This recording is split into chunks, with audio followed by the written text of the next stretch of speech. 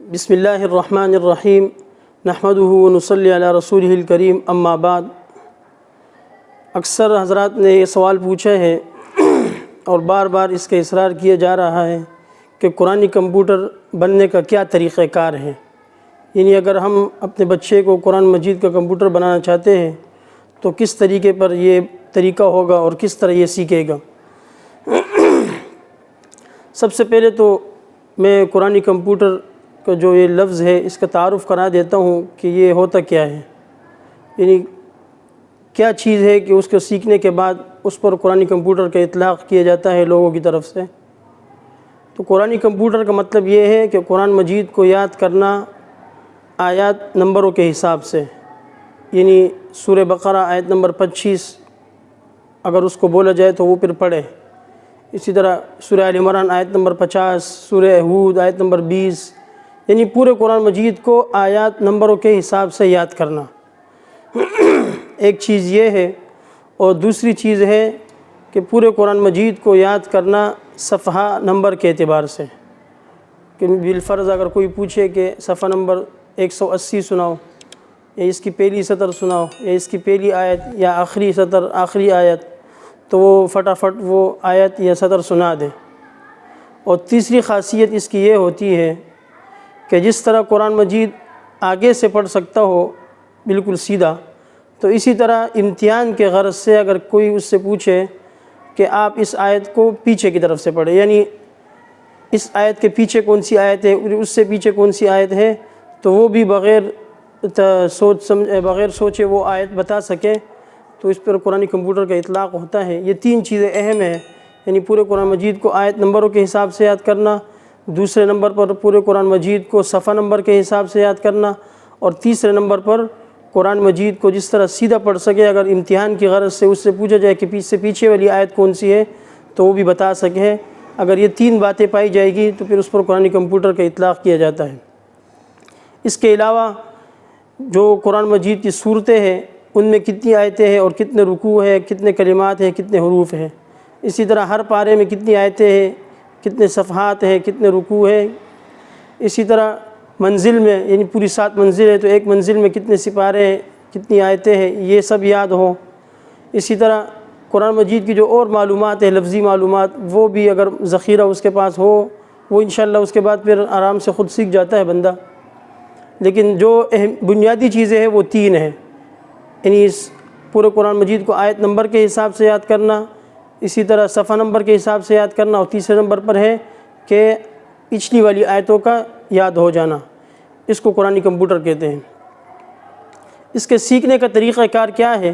انشاءاللہ آج کی نشست میں اس پر تفصیلی گفتگو ہوگی۔ سب سے پہلے نمبر پر جو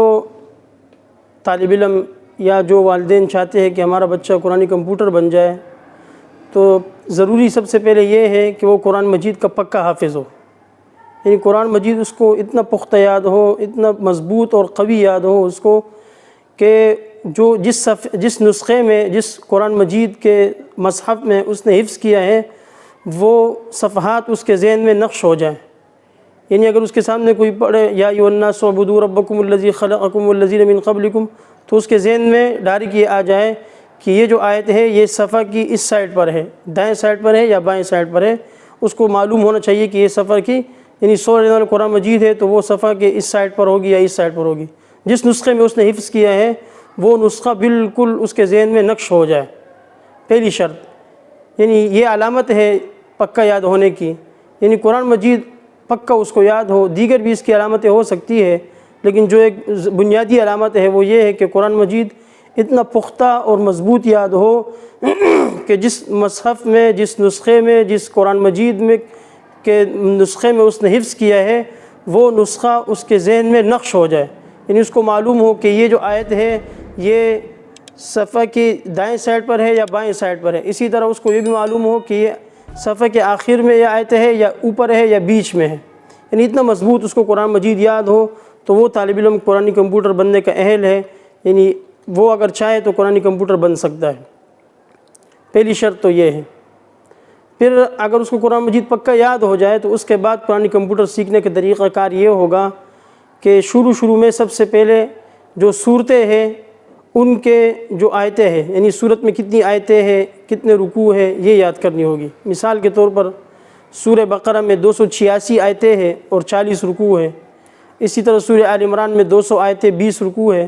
تو پورے 114 صورتوں کی جتنی آیتوں کی تعداد ہے، رکوعات کی تعداد ہے، وہ پہلے یاد کریں۔ پہلے نمبر پر یہ کام کریں کہ جتنی بھی صورتیں ہیں ان کی رکوعات اور ان کی آیتوں کی تعداد یاد کرنی ہے۔ دوسرے نمبر پر جو رکوع ہے،